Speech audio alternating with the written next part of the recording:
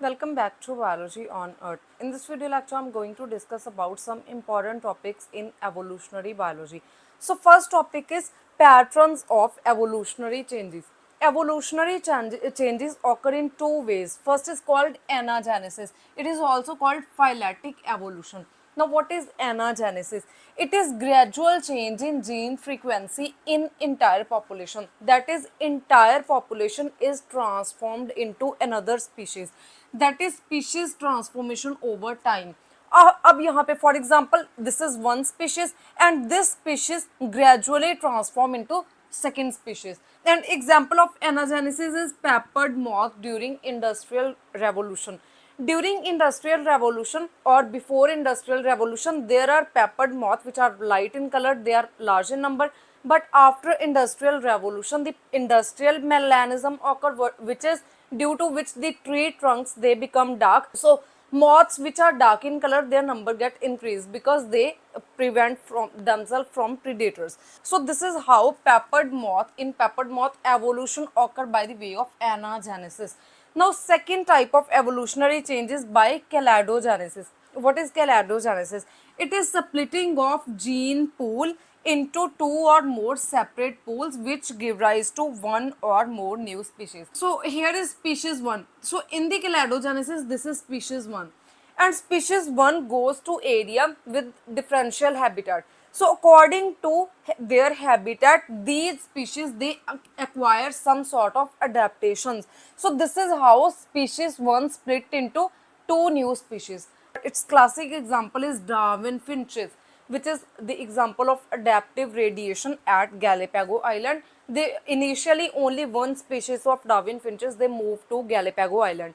But according to their habitat, the Galapagos Island has differential habitats. So as Darwin finches move to different habitats, according to their habitat, they acquire some sort of adaptation, and this is how now 16 finches or 16 Darwin finches they evolve from single species of Darwin finches. So this is how caladogenesis happen.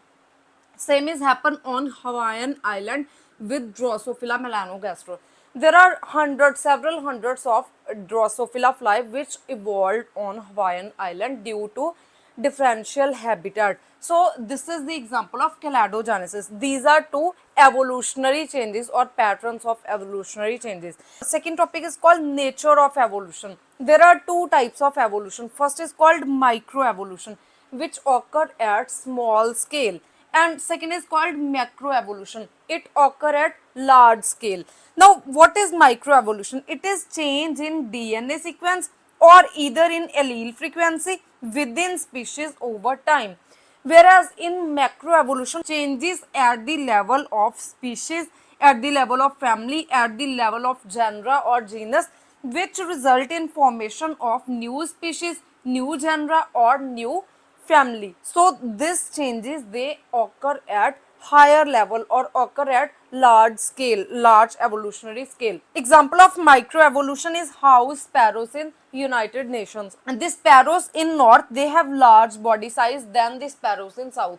Because जो north है, north and पे temperature जो है ये ज़्यादा कम होता है, बहुत लो टेम्परेचर होता है, तो लो टेम्परेचर में जो है ये लार्ज बॉडी साइज वाली स्पैरोज ही सर्वाइव कर सकती हैं, जबकि जो हायर टेम्परेचर है वहाँ पे अगर जो बॉडी साइज है वो लेस भी है, स्मॉल भी है, फिर भी वो इंडिविजुअल सर्वाइव कर सकता है. Second example is DDT resistance in mosquitoes. अब जो डीडीटी रेजिस्टेंस है ये किस तरीके से आया, इनके जीन में रैपिड म्यूटेशंस हुई या डीएनए सीक्वेंसेस में चेंज हुई, तो ये एग्जांपल है माइक्रो एवोल्यूशन की. फिर हम जितने भी पेस्टिसाइड्स यूज करते हैं, ये जो पेस्टिसाइड हैं इनके अगेंस्ट जो पेस्ट है वो एक रेजिस्टेंट डेवलप कर लेता है बहुत जल्दी. ये एक बहुत कॉमन फिनोमिना है एग्रीकल्चर में.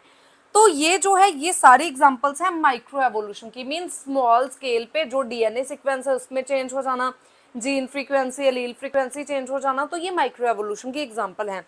लेकिन जो मैक्रो एवोल्यूशन है ये जीनस, स्पीशीज, फैमिली इस लेवल पे चेंजेस आती हैं. जैसे अगर हम इसमें एग्जांपल की बात करें तो जो ह्यूमन एवोल्यूशन है ये एग्जांपल है मैक्रो एवोल्यूशन की. ह्यूमन एवोल्यूशन, अगर हम ह्यूमन एवोल्यूशन को देखें तो इसमें टाइम टू टाइम जो स्पीशीज एंड जीनस दोनों ही चेंज हुए हैं. अबाउट 4 मिलियन ईयर से जो है ह्यूमन एवोल्यूशन हो रहा है। इसमें बहुत सारे जीनस आए, बहुत सारी स्पीशीज आई, और जो रिसेंट है ये है स्पीशीज सेपियन, और जीनस है इसका Homo, which is called Homo sapien. तो ये एक न्यू स्पीशीज है। ये एग्जांपल है मैक्रो एवोल्यूशन की। उसके बाद सेकंड एग्जांपल है एवोल्यूशन ऑफ मल्टी सेलुलैरिटी। सबसे पहले जो लाइफ है ये सिंगल सेल में आई, फिर वो जो सिंगल सेल है वो बैक्टीरियाज में होता था। कुछ ऐसे बैक्टीरियाज हैं जैसे साइनोबैक्टीरिया जिनमें की मल्टी सेलुलरिटी आई। उसके बाद अब जो ईस्ट है, अगर हम एक सेल वाली ईस्ट की बात करें, सिंगल सेलुलर और यूनिसेलुलर ईस्ट, तो जो यूनिसेलुलर ईस्ट है अगर इसमें कोई म्यूटेशन होती है तो इससे मल्टी सेलुलर ईस्ट की फॉर्मेशन होती है। तो ये मैक्रो एवोल्यूशन है। इसी तरीके से जो भी मल्टी सेलुलरिटी है, मीन्स ऑर्गेनिजम्स में जो सेल्स का साइज बढ़ता गया, उनके साथ ऑर्गेनिजम्स की एवोल्यूशन होती गई। ये एग्जांपल है मैक्रो एवोल्यूशन की। उसके बाद जो थर्ड टॉपिक है इसमें आता है कि दो तरीके के से जो है स्पीसीएशन होती है। एक तो है पंक्टेटेड इक्विलिब्रियम के साथ और दूसरी है फाइलेटिक ग्रेजुअलिज्म के साथ। नाउ जो स्पेसिएशन यहाँ पे पंक्टेटेड इक्विलिब्रिया के साथ होती है, इसमें क्या है, इसमें है morphological stability followed by rapid evolutionary changes with in rapid cladogenesis और with the help of rapid cladogenesis. Means यहाँ पे ये सिंगल स्पीशीज है, ये जो स्पीशीज है इसकी जितनी भी डिसेंडेंट स्पीशीज बनेगी ये सारी मॉर्फोलॉजिकली सिमिलर होंगी। और ये क्यों बन रही हैं, क्योंकि रैपिड चेंज आ रही है। ये चेंज जो है ये किस तरीके से होती है, हैबिटेट की एक्विजिशन की वजह से भी हो सकती है। जैसे फॉर एग्जांपल हमने यहाँ पे डार्विन फिंचेस की बात की है, तो ये जो है ये एक क्लैडोजेनेसिस के हिसाब से स्पीसीएशन हो रही है जो यहाँ पे punctated equilibria है। So Darwin finches they move to different islands at Galapagos. Now these islands they have differential habitats in the form of food resource. So, suppose this island has medium sized seeds and this island has large sized seeds. So the individuals or Darwin finches which are having large beak size, they adapted to this environment and their number increased in this habitat. And same is happen with this, the individual with medium beak size they differentiate in this habitat because the habitat is more suitable for this beak size. So this is how the differential species they evolve from single species of Darwin finches. So punctated equilibria इसकी example है Darwin finches जो Hawaiian island पे Drosophila की speciation हुई है, ये सभी इसकी एग्जाम्पल हैं। और इसमें ह्यूमन एवोल्यूशन की एग्जाम्पल भी हम ले सकते हैं।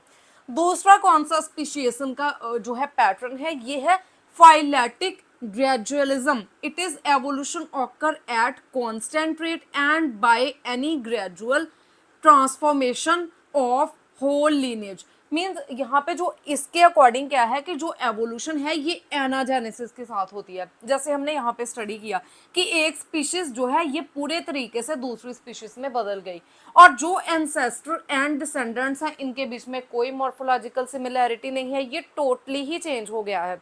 ठीक है, स्पीशीज स्प्लिट नहीं हो रही बल्कि टोटली ही चेंज हो गई है दूसरी स्पीशीज में।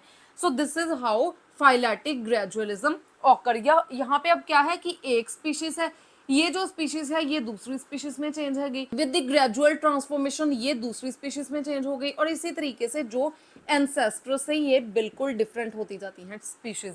जबकि जो पंक्टेटेड इक्विलिब्रिया है इसमें जो एक स्पीशीज है ये स्प्लिट होती है डिफरेंट स्पीशीज में, और इसमें जो चेंजेस होती हैं ये रैपिड चेंजेस होती हैं, और इसमें जो चेंजेस हैं ये स्लो चेंजेस होती हैं जो कि ग्रेजुअली ट्रांसफॉर्म, स्लो चेंजेस अकमुलेट होती जाती हैं, और फाइनली जो एक स्पीशीज है ये पूरी तरीके से दूसरी स्पीशीज में कन्वर्ट हो जाती है। सो यहाँ पे मॉर्फोलॉजिकल सिमिलैरिटी है सभी में, यहाँ पे मॉर्फोलॉजिकल सिमिलैरिटी नहीं है, टोटल चेंज है। सो ये दो हो गई स्पीसीएशन की बात। अब लास्ट टॉपिक जो इसमें हम कवर करेंगे it is called the molecular phylogeny. Molecular phylogeny क्या है, इससे पहले हम देखेंगे phylogenetics. Now what is phylogenetics? Phylogenetics is study or it is a type of science in which we can estimate the relatedness between different organisms and what are the relation or evolutionary relation between different organisms. So in molecular phylogeny we compare the nucleic acid or protein sequences from different organisms to estimate evolutionary relationship on the basis of degree of homology between sequences। अब यहाँ पे जो nucleic acids हैं ये बने हैं nucleotides के, और जो न्यूक्लिक एसिड है इनमें रैपिड चेंजेस होती हैं, बहुत जल्दी न्यूक्लियोटाइड्स में म्यूटेशन होती हैं, चेंजेस होती हैं। दूसरा है प्रोटीन सीक्वेंसेस, जो protein sequences means protein amino acids के बने हैं। और अगर हम अमीनो एसिड्स की बात करें तो अमीनो एसिड्स जो हैं ये बनते हैं जेनेटिक कोड के साथ। एक जैसे जेनेटिक कोड है AUG, तो ये एक पर्टिकुलर अमीनो एसिड की फॉर्मेशन करता है। नाउ अब यहाँ पे जो जेनेटिक कोड है इसमें एक टर्म है डीजनरेसी ऑफ कोडोन। मींस ये जो एक कोडोन है, बहुत सारे कोडोन्स जो हैं ये एक सिंगल अमीनो एसिड को मींस इसको एनकोड करते हैं। मींस एक सिंगल अमीनो एसिड बहुत सारे कोडोन्स के साथ बन सकता है। इसलिए क्या होता है कि जो प्रोटीन सीक्वेंसेस हैं इनमें चेंजेस नहीं होती, ये मोस्टली कंजर्व्ड होते हैं। सपोज अगर एक कोडोन चेंज हो गया तो क्या हुआ, दूसरा कोडोन जो है ये सेम अमीनो एसिड की सिंथेसिस कर देगा, तो प्रोटीन सीक्वेंस चेंज नहीं होगा। मींस प्रोटीन सीक्वेंस जो है ये कंजर्व्ड होते हैं एवोल्यूशन में, और जो न्यूक्लिक एसिड सीक्वेंस है ये बिल्कुल भी कंजर्व्ड नहीं है। अगर कोई एक बहुत क्लोजली रिलेटेड स्पीशीज है, इसमें भी बहुत सारे न्यूक्लिक एसिड जो यहाँ पे नाइट्रोजनस बेस है इनमें चेंजेस आ जाएंगी, तो जो इनका ये न्यूक्लिक एसिड सीक्वेंस है ये बदल जाएगा। अब यहाँ पे जो डिफरेंट ऑर्गेनिजम्स हैं इनके रिलेशन को देखने के लिए हम डिफरेंट जो मॉलिक्यूलर बेसिस है इनको यूज करते हैं। सबसे पहले अगर हम देखें तो for the study of very closely related organisms the nucleotide sequences can be used. हमें पता है कि जो न्यूक्लियर DNA है इसमें बहुत जल्दी म्यूटेशंस होती हैं, बहुत जल्दी वेरिएशंस होती हैं। तो अगर हमें क्लोजली रिलेटेड ऑर्गेनिजम्स को स्टडी करना है तो इसे स्टडी करने के लिए हम न्यूक्लियोटाइड सीक्वेंसेस को यूज करते हैं, क्योंकि अगर हम प्रोटीन सीक्वेंसेस को लेके बैठेंगे तो प्रोटीन सीक्वेंसेस तो कंजर्व्ड होते हैं, इनमें कोई चेंजेस नहीं आएंगी। तो चेंजेस देखनी है तो न्यूक्लियोटाइड सीक्वेंस को देखा जाता है। दूसरा, अगर हमें बैक्टीरिया और यूकैरियोट्स मींस वो बहुत ही ज्यादा डाइवर्स हैं एक दूसरे से, अगर हमें इनके बीच में फाइलोजेनी या मॉलिक्यूलर फाइलोजेनी पता करनी है तो हम यहाँ पे प्रोटीन सीक्वेंसेस को ऑब्जर्व करते हैं। बिकॉज अगर यहाँ पे अगर हम यूकैरियोट्स की बात करें तो यूकैरियोट्स में प्रोटीन सीक्वेंसेस जो हैं ये कंजर्व्ड ही रहते हैं, ठीक है। जो यूकैरियोट्स के डिफरेंट ग्रुप्स होते हैं इनमें थोड़ा थोड़ा प्रोटीन सीक्वेंसेस का फर्क होता है। लेकिन अगर हम यहाँ पे यूकैरियोट और प्रोकैरियोट्स की बात करें मींस बैक्टीरिया, तो इनमें प्रोटीन सीक्वेंसेस टोटली डिफरेंट होंगे। तो इसलिए प्रोटीन सीक्वेंसेस को स्टडी किया जाता है। बिकॉज जो प्रोटीन सीक्वेंसेस हैं अगर हमें एक ही क्लास में जो है ये देखना है डिफरेंट ऑर्गेनिजम्स की रिलेटेडनेस को, तो हम नाइट्रोजिनस बेसिस को जो है स्टडी करेंगे। अगर दो डिफरेंट क्लासेस में जैसे प्रोकैरियोट और यूकैरियोट जिनके बीच में बहुत ज़्यादा डिफरेंस है, अगर इनको ऑब्जर्व करना है इनके बीच में रिलेटेडनेस कितनी है, तो यहाँ पे हम प्रोटीन सीक्वेंसेस को जो है वो ऑब्जर्व करते हैं। Then third is for evolutionary analysis of different individuals of same population the mitochondrial DNA are used. Now जो माइटोकॉन्ड्रियल DNA है, अगर हम न्यूक्लियर DNA और माइटोकॉन्ड्रियल DNA की बात करें तो जो न्यूक्लियर DNA है इसमें चेंजेस बहुत ज़्यादा स्लो होती हैं, लेकिन जो माइटोकॉन्ड्रियल DNA है इसमें फास्ट चेंजेस होती हैं। तो अगर एक सेम ही पॉपुलेशन के दो इंडिविजुअल्स हैं, अगर हमें इनके बीच में रिलेटेडनेस फाइंड करनी है तो हम क्या करते हैं, जो माइटोकॉन्ड्रियल DNA है इसको स्टडी करते हैं, इसको मैच करके देखते हैं। उसके बाद for highly divergent group of organism either the nuclear ribosomal DNA और प्रोटीन सीक्वेंसेस आर यूज्ड। हमने पहले ही बात की है कि जो हाईली डाइवर्जेंट ग्रुप्स हैं जैसे ये, तो इसमें अगर हमें देखना है तो हम या तो प्रोटीन सिंथेसिस जो सीक्वेंसेस हैं देखेंगे या फिर जो न्यूक्लियर राइबोसोमल DNA है। बिकॉज जो राइबोसोमल DNA है ये भी बहुत स्लोली जो है इसमें ट्रांसफॉर्मेशन होती हैं या स्लोली इसमें चेंज होती हैं as compare to the nuclear DNA और mitochondrial DNA। So this is all about the patterns of evolutionary changes, nature of evolution, then punctuated equilibria and phyletic gradualism and molecular phylogeny. If you have any type of queries regarding these topics, you can ask me in comment section, and if you find the content useful, please like and share the video and subscribe to my channel Biology on Earth.